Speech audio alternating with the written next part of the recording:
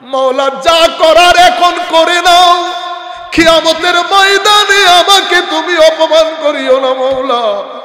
যা করার তুমি আমার সাথে করে নাও মওলা। কিয়ামতের ময়দানে যদি আবু হানিফা মাফ পেয়ে যায়, হাসরবাসীর জন্য আশ্চর্যের কারণ হবে। হাসরের ময়দানে ছড়িয়ে যাবে আল্লাহ আবু হানিফাকে মাফ করে দিয়েছে। কাবা শরীফের পাশে এক ব্যক্তি চাদর জড়িয়ে অর্ধরাত্রিতে আল্লাহর দরবারে হাত তুলেছে। আল্লাহ, পৃথিবীর মধ্যে যত পানি আমার গুনাহ তার চেয়েও বেশি। আল্লাহ, পৃথিবীর মধ্যে যত বৃক্ষ বানিয়েছেন আমার গুনাহ সমস্ত বৃক্ষের চেয়েও বেশি। আল্লাহ, আসমান জমিনের মাঝখানে যত জায়গা খালি আছে আমার গুনাহ তার চেয়েও বেশি। পাশে এক মুরব্বী আল্লাহর ওলি বাইতুল্লাহ শরীফের সাথে দাঁড়ানো, উনিও আল্লাহর দরবারে দোয়া করছেন। আল্লাহ, বড় কোন জালেম হবে সেই আশারের পর থেকে আপনার দরবারে ক্ষমা চাচ্ছে। আল্লাহ, আমিও তার জন্য ক্ষমা চাচ্ছি, আপনি তাকে একটু ক্ষমা করে দেন। বড় কোন জালেম না হলে আশার পর থেকে আপনার দরবারে এভাবে ক্ষমা ভিক্ষা করতো না। উনি বলছেন, আমি দুয়া দরুদ শেষ করে ওই যুবকের কাছে গেলাম, বললাম, বেটা, আওয়াজ দিয়ে বুঝতে পেরেছি বয়স কম। আমি তাকে বললাম, বেটা, সেই রাত থেকে তুমি আল্লাহর দরবারে ফরিয়াদ করছো, বস এবার শান্ত হও, তুমি চাদর একটু সরাও, আমরা একটু দেখি তুমি কে। উনি বলছেন, চাদর সরানোর দের এই মুরব্বী ওই ব্যক্তিকে দেখে বেহুশ হয়ে পড়ে যায়। জানেননি উনি কে ছিলেন? উনি হুঁশ করে উঠে বলছেন, আমি যখন চাদর সরিয়ে দেখলাম এটা আর কেউ না, দুই জাহানের বাদশা নবীর নাতি হযরতে আলী জয়নাল আবেদিন রাদিয়াল্লাহু তাআলা আনহু, যারা যত বড় হয়েছে আল্লাহর দরবারে নিজেকে মাটির সাথে মিশিয়ে দিয়েছে।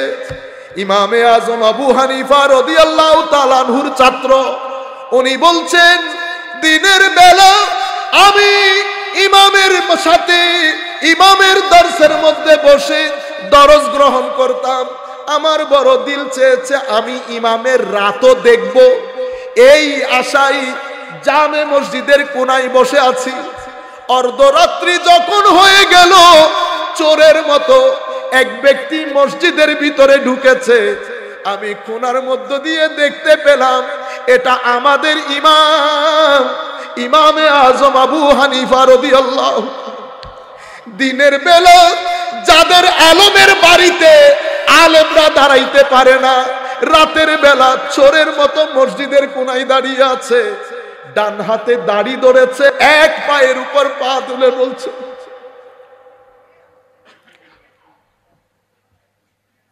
আল্লাহ, আবু হানিফা জালেম তোমার দরবারে উপস্থিত। মওলা, যা করার এখন করে নাও, কিয়ামতের ময়দানে আমাকে তুমি অপমান করিও না মওলা। যা করার তুমি আমার সাথে করে নাও মওলা। কিয়ামতের ময়দানে যদি আবু হানিফা মাফ পেয়ে যায়, হাসরবাসীর জন্য আশ্চর্যের কারণ হবে। হাসরের ময়দানে ছড়িয়ে যাবে আল্লাহ আবু হানিফাকে মাফ করে দিয়েছে। এমন এমন লোক, এটা বান্দেগি বলে। এটাকে কি বলে? বান্দেগি। আমার নবী যখন বান্দেগির চেয়ারে বসে আল্লাহর দরবারে হাত তুলতেন, আমার নবী বলছেন কোরআনের আয়াত, আমি যদি গায়েব জানতাম, আমি যদি গায়েব জানতাম, আমি অনেক অনেক অনেক উত্তম কাজ করতাম, কোনো খারাপ কিছু আমাকে টাচ করতে পারতো না। আপনি আয়াতটা পিক করে নিলেন, নবীকে আমার মতো বানিয়ে দিলেন।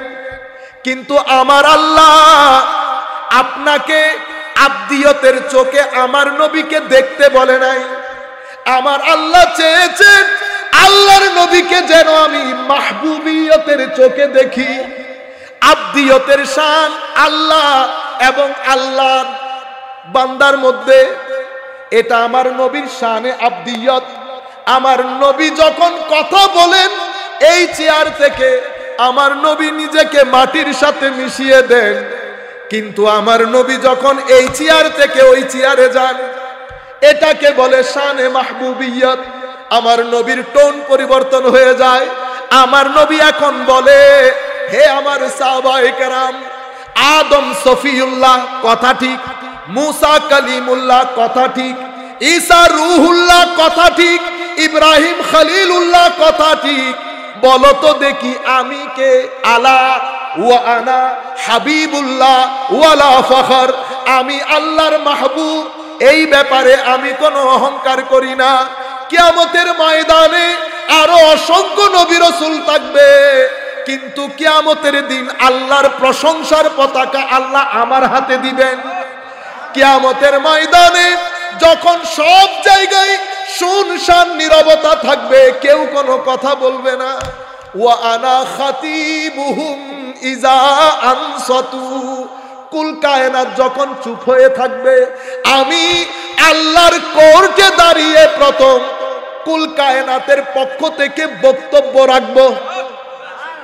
আমি পৃথিবীর মানুষকে আশার আলো দেখাবো, আমি শাফাতের দরজা উন্মোচিত করব। শুধু তাই নয়, কিয়ামতের ময়দানে সবকিছু শেষ হওয়ার পরে জান্নাতের দরজা আমি প্রথম করাঘাত করব। আমি করাঘাত করার পরে ভিতর থেকে জব্বার খোদা আমার জন্য জান্নাতের দরজা খুলে দেবেন। সুবহানাল্লাহ। এটা আমার নবীর শান। এটাকে বলে মাকামে মাহবুবিয়ত, যেটা ওয়ালা সাউফা ইউতিকা রাব্বুকা ফাতারদা আলাম নাশরাহ লাকা সাদরাক ইন্না আ'তাইনাকাল কাউসার ইয়া আইয়ুহাল্লাযীনা আমানু লা তাকুলু রা'না ইয়া আইয়ুহাল্লাযীনা আমানু লা তুকদ্দিমু বাইনা ইয়াদাইল্লাহি ওয়া রাসূলিহি ইয়া আইয়ুহাল্লাযীনা আমানু লা তারফাউ আসওয়াতাকুম ফাওকা সাওতিন নবী ইয়া আইয়ুহাল্লাযীনা আমানু। কোরআনে পাকের মধ্যে বারাআতুম মিনাল্লাহি ওয়া রাসূলিহি। আল্লাহ যখন কাউকে ক্ষমা ঘোষণা করেন, আমার নবী তো, আমার নবীর ক্ষমা ঘোষণা মানে কার ক্ষমা ঘোষণা? আল্লাহ। বারাআতুম মিনাল্লাহি ওয়া রাসূলিহি ডিক্লেয়ার করেছেন আর নবী। আমার আল্লাহ বলছেন আযানুম মিনাল্লাহি ওয়া রাসূলিহি। আল্লাহ আল্লাহ রাসূলের পক্ষ থেকে ডিক্লারেশন। হাত দিয়েছেন নবী, আল্লাহ বলেছেন আমি দিয়েছি। পাথর মেরেছে নবী, আল্লাহ বলেছে আমি মেরেছি। শুধু কি তাই, কিয়ামতের ময়দানে আপনি গুনাহ করেছেন, আমার আল্লাহ বলছেন ওয়ালাউ আন্নাহুম ইযলামু আনফুসাহুম জাউক। গুনাহ করলে কার কাছে যাবেন? কোন নবীর কাছে যাও। আপনারা বুঝতে পেরেছেন? গুনাহ করলে নবীর কাছে লা তারফাউ বলেছেন। এরপরে আপনি আনুগত্য করবেন কার? ওয়ামান ইউতিউর রাসূল ফাকাদ আতা আল্লাহ। আনুগত্য আল্লাহর।